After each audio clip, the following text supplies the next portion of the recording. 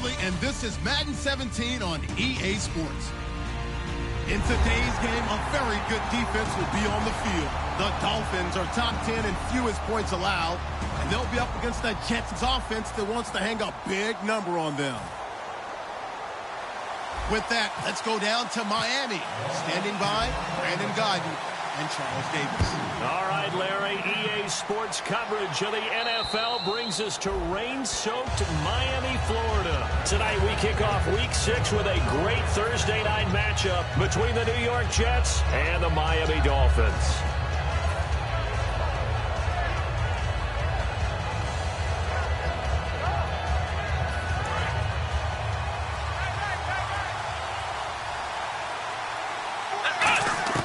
They'll try and start this drive in the air.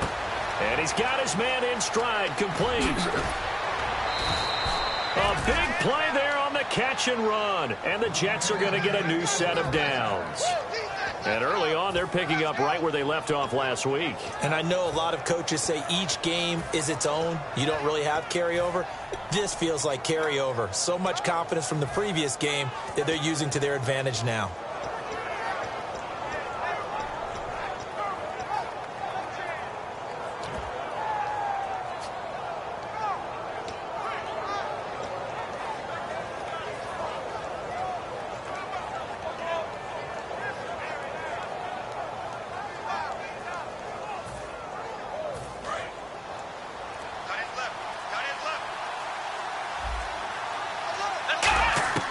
They'll look to throw now on first down.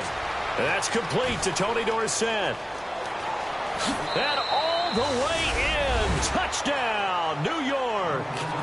Tony Dorsett with touchdown number 12 on the year. And the Jets have taken a first quarter lead. Oh, it's a fake. They'll try and throw for it. That's complete right around the 8. And he gets in. Well, no one was expecting a fake there, but they add 2 more onto their lead. Looky here, a touchdown, a 2-point conversion, and now an onside kick. And the Dolphins are going to recover. And I think the ball's out, but this will fortunately wind up out of bounds. So an onside kick fail in the first quarter. Not sure I completely see the logic there. It's not apparent, is it? You almost have to go deeper, I think, and maybe if we try and work along with them and speculate a little bit here, they must feel like they need to steal possessions in this game. And maybe they don't match up possession for possession with the opposite team. They've got to steal it and try and gain an advantage. And they tried. They just didn't get it done. And the big boys up front in the trenches, what do you think of the O-line, Charles? I love them because this is a group that's so cohesive. They know what the man next to them is going to do at all times, and they operate as a terrific unit.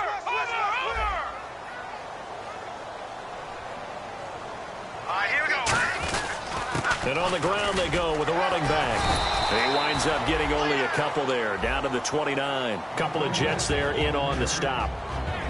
And a look now at how the Jets line up defensively. Leonard Williams was one of the top draft picks coming out of USC, and he's done nothing to diminish the comparisons people make of past greats.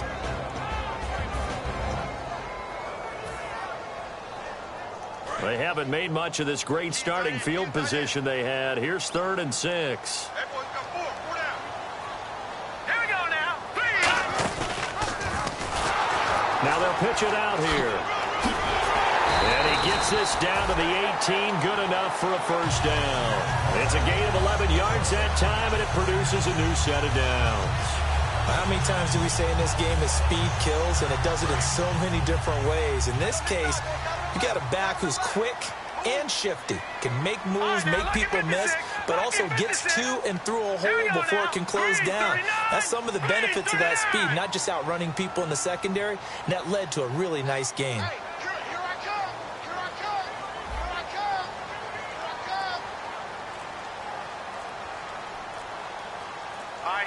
Play clock winding down. So a penalty that can frustrate a coach so much, a mental error, and it'll back him up 5 yards.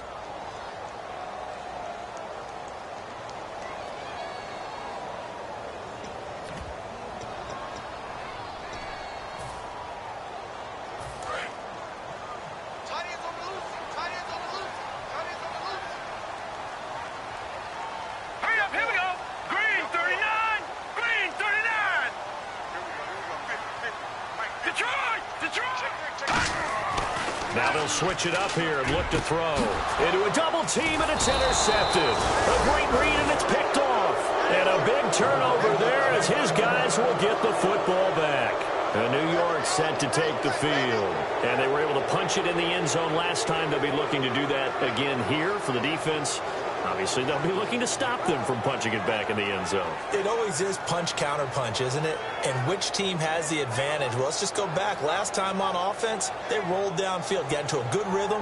You can see a little more bounce in and out of the huddle. You can see the sideline really get into the game. So defensively, you're thinking to yourself, how do we take that away from them? How do we get the advantage back? Let's see what they come up with. I think pressure is always the first way to go. You love pressure. I love it. Let's see if they dial it up this drive. It's a loss of 2 there, bringing up second down. Well, that's the big drawback to this play. Even if somehow the quarterback pitches it, he's not immune to the big hit. In this case, he kept it and absorbed it anyway. And the offense will be looking to get at least some of this yardage back here. It's 2nd and 12. Out of the gun, they'll look to throw. And incomplete there. A nice hit. Jars the ball free and brings up 3rd down. And if this offense is going to flow today, certainly the running back will be a key piece. Without a doubt, because they asked their runner to not just do that, but to block, to catch, to help set a tone for their offense. And the offense looking to pick up the first down after the 2nd down incompletion. It's a 4-receiver look to the right side. They'll set up to throw, and that is incomplete.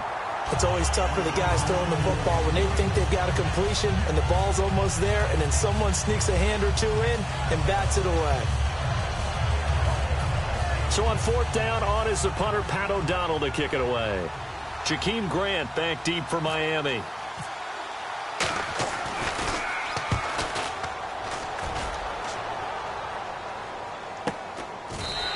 It's a 46-yard punt, 2 on the return, and it'll be Dolphin football. Out comes the Miami offensive unit now. They get set to take over. And following the interception, we'll see what they can put together on this drive. I can hear my old college coach right now. He always used to tell us before every game, the team making the fewest mistakes will win. What they're hoping is that that last mistake is their only one of the game. Coaches, that's all they talk about, turnovers, right? Minimizing those and maximizing opportunities.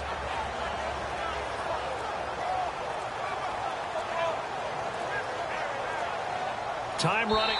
And with the play clock reading 4, we're going to get a timeout.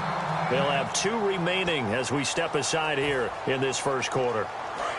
And on the outside, they're playing press coverage.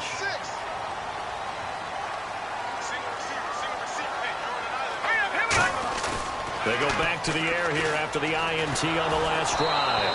And that'll be incomplete. It's a tried and true formula, and I don't think it'll change for as long.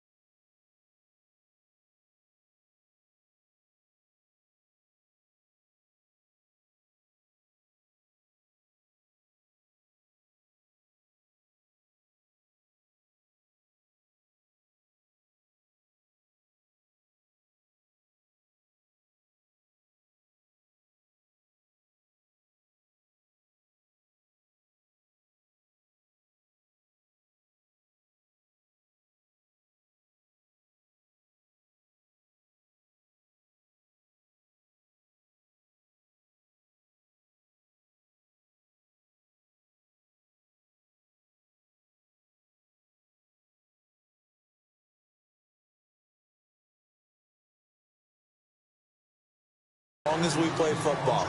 If someone's trying to throw the ball, and you can put pressure on them and make it tough, that's only going to help your defense. Yeah, he sensed being hurried. He got rid of it before taking the hit, but incomplete.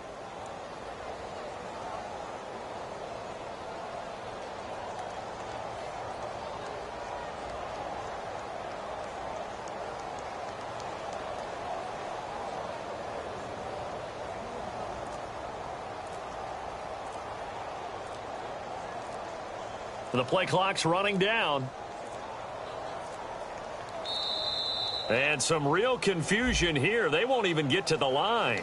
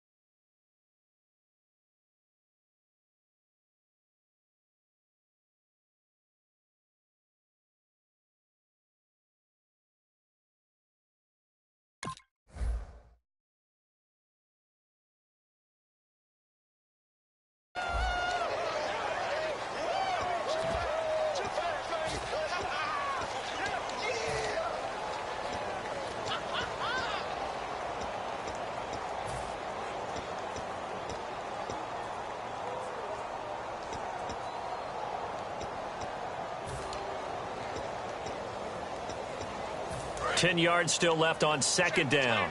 Detroit! Detroit! Here we go now. Over! Detroit! All right, now, look at 56. Landry now in motion right. They'll need to get the play off quickly. Now he'll look to throw here on 2nd and 10. Into heavy traffic, and it's intercepted. A great read, and it's picked off. And they'll set up shop in enemy territory at the 45-yard line. Now the Jets offense about set to take over as they head onto the field. And on the last go-around, they really couldn't get anything going. They had to punt from deep inside their own territory, which means you're going to lose the field position battle as a general rule. What they're looking for now is a little more consistency, move the ball at least a few times on offense, get a couple of first downs, and hopefully flip the field. Yeah, just something to build off of. That's what they're looking for here. And just in general, Charles, on a play like that, how tough is it for the defense to account for a running back essentially being a receiver downfield? It's very difficult, especially if the running back has skills like a receiver, and you're aware of that before the game even begins. So throughout your practice sessions, you're going to want to be aware of him. Where is he lining up? What can he do? What kind of damage can he do to us downfield? And who can match up with him without weakening our overall defense? You're exactly right. It's a tough task to match up to him.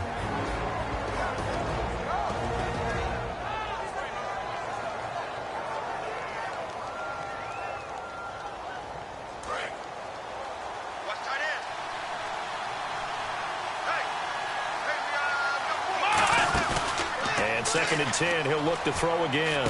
And he's going to take it in for a Jets touchdown. Tony Dorsett with his 13th touchdown of the year and second of the game. And the Jets are going to add on to their lead.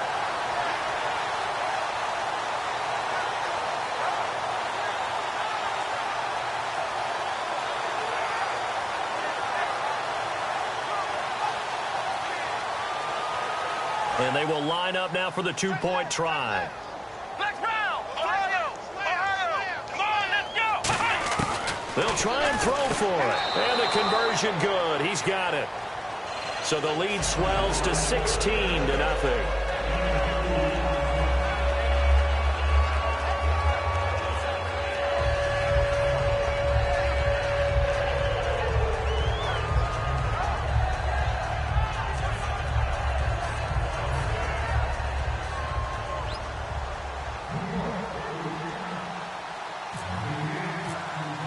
Now after the touchdown, it's Bosher to kick it away. Here comes Grant on the return.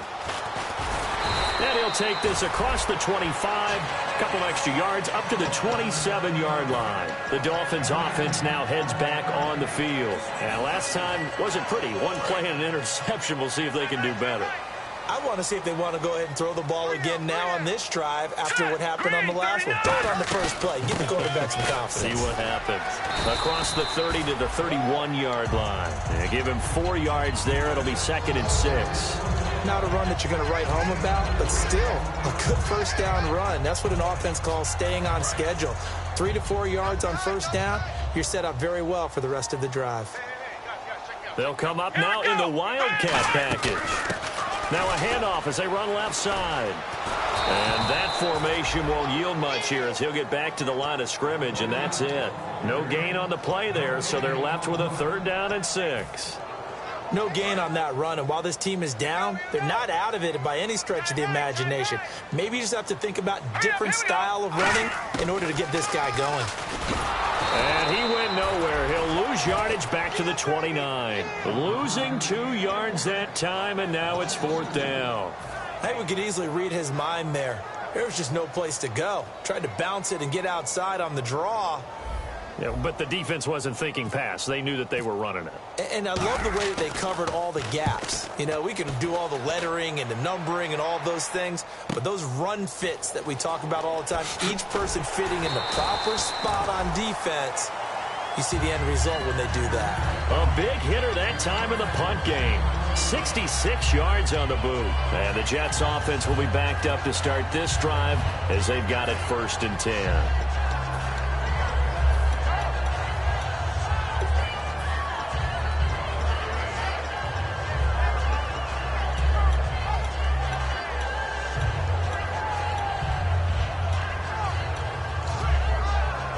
And not great starting field position here for the offense. They go play action here on 1st down. On the move to his left. And he'll be out of bounds right at about the 10-yard line. A gain of 4 on the play, and it'll make it 2nd down. Okay, he's not going to get the first down, but this is still a nice job of buying some time and then running to get to the sideline and get out of bounds and avoid the big hit. Surveying the field. He's going to go for a big play downfield. And the hit jarred it loose. It's incomplete.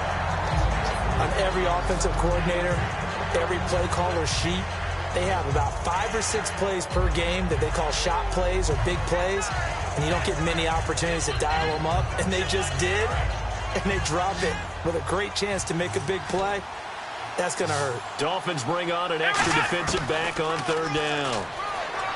Back to throw here. Sliding out of the pocket. And avoids the contact by sliding. A gain of 8 and a 1st down.